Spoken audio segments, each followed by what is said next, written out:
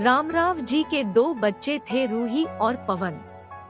पवन बड़ा था और रूही छोटी थी। दोनों ही पढ़ाई में बहुत होशियार थे। रामराव और रूही की मां लता रूही को लेकर बहुत चिंतित थे, क्योंकि रूही ने अपनी शिक्षा पूरी कर ली थी। अब उसके लिए एक बेहतर रिश्ता खोजना था। एक दिन उनके करीबी रिश्तेदार का बेटा दीपक शादी में रूही का हाथ मांगने के लिए उनके घर आया। दीपक को सभी पसंद करते थे। वह दिखने में अच्छा था और एक अच्छी कंपनी में कार्यरत था। दीपक के परिवार को भी रूही पसंद थी। फिर इन सब के बाद शादी की तारीख तय हो गई और पवन के भैया और रामराव शादी की सारी तैयारियां कर रहे थे, क्योंकि शादी नजदीक थी। सारी तैयारियां हो गई, शादी का दिन भी आ गया। पवन रूही का हाथ पकड़कर मंडप में ले आया। रूही सुंदर गुड़िया सी दिख रही थी। सुंदर नाक, आंखें, रंग गोरा, लंबी लंबी चोटी। रूही देखने में बेहद खूबसूरत थी। पवन रूही को मंडप में ले आया और पंडित ने रूही को कन्यादान के लिए हाथ आगे करने को कहा और उसका हाथ कांपने लगा। जिस पिता ने इस हाथ को पकड़कर दुनिया में चलना सिखाया, वही आज उसका हाथ किसी और पुरुष के हाथ में देने जा रहे थे। अपनी उस बेटी के बिना अपना बाकी का जीवन बिताना, ये विचार ही उनके लिए काफी कष्टदायक था। पिता ने उसका हाथ पकड़ लिया और उसके होने वाले पति ने नीचे से उसके हाथ को सहारा दिया। कन्यादान की रस्म शुरू हुई। हाथों से पानी की एक एक बूंद गिरने के साथ पिता की आंखों से भी बूंद बूंद आंसू गिर रहे थे। अपने कलेजे का टुकड़ा दान करते समय क्या अवस्था होती है, तब वह रामराव ने जाना। वह रस्म खत्म हुई। पंडित जी ने लता और रामराव के हाथ में दियों से भरा पर्दा दिया। उनके सामने बेटी और उसका पूरा ससुराल परिवार बैठाया और पंडित जी ने कहा, आज से आपकी बेटी उनकी हो गई। उनसे कहो कि उसका अच्छे से ध्यान रखें। लता अपने मायके वालों के लिए एकदम पराई हो गई।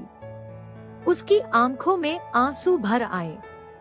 रूही को 2 दिन की ट्रिप पर भी भेजना माँ के लिए कितना मुश्किल होता था, और अब उसको हमेशा के लिए दूसरे के घर भेज दिया जाए और उसके अपने ही घर का मेहमान बना दिया जाए, यह बात अब माँ को समझ आ रही थी। उस रस्म के बाद दूल्हा गेट पर आ गया। पंडित जी ने आवाज दी, लड़की के मामा लड़की को लेकर आओ। उस मामा का हाथ पकड़कर वह उस अंतर पाठ पर जा रही थी। सुबह उठकर एक साथ नाश्ता, फिर मस्ती, फिर मामी के हाथ का खाना और रात में मामा के गोद में सिर रखकर सोने वाली भांजी आज उस मामा को दूसरे के हाथ में सौंपनी होंगी। यह सोचकर उसने अपने हाथ कस लिया और मंगलाष्टक प्रारंभ हो गए। भाई दूज के दिन बिना कुछ मांगे मिलने वाला गिफ्ट, एक साथ फोड़े हुए पटाखे, टीवी कौन देखेगा इस पर झगड़ा और दादाजी गुजर जाने के बाद उन दोनों का गले लगकर रोना। दोनों भाई बहन आज एक दूसरे को देख रहे थे। उतनी ही देर में मंगलाष्टक समाप्त हो गए। मंगलाष्टक समाप्त हो जाने के बाद रूही अपने आगे आने वाले नए जीवन को लेकर उत्साहित हो गई। रूही ने वर माला पहनाई और अपने पति दीपक के पास खड़ी हो गई। रूही के सामने बहुत से लोग खड़े थे। कुछ आशीर्वाद दे रहे थे और कुछ पास होकर स्तुति कर रहे थे। फोटो के लिए उसकी सहेलियां आई। एक ने उसका हाथ पकड़ा, दूसरी ने उसका पल्लू अटका हुआ निकाला, तीसरी ने उसके आंसू पोंछे। हम घर रहने के लिए आ रहे हैं। आंटी को बोलना खाना खाने के लिए आएंगे। उसे उस एक कमरे की आवाज, एक दूसरे के अधिकार और वह दिन याद आ गए जब वे एक साथ रहती थी। अचानक पति दीपक ने कहा कि तुम चारों की तस्वीरें ले लो। मैं साइड में खड़ा हो जाता हूँ। और वह चारों चेहरे हंसे। खाने की कतार में आज रूही माँ पापा से दूर दूसरे लोगों के साथ बैठी थी। खाना खाने के बाद पंडित जी ने गौरी हार की पूजा करने के लिए बुलाया। रूही ने वहां मन से पूजा की। माँ ने रूही की झोली भर दी और अनीता आंटी ने कहा कि आप पीछे मुड़ना मत। रूही अचानक चौंक गई। वह आगे बढ़ने लगी। इतने सालों से बच्चे की तरह पाले हुए उस चाचा का बांध टूट गया।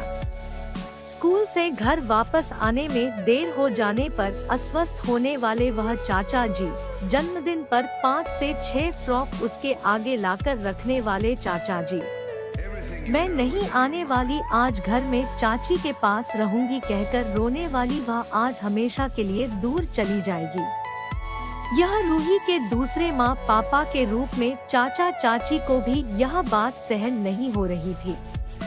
उसकी पहचान आज बदल चुकी थी।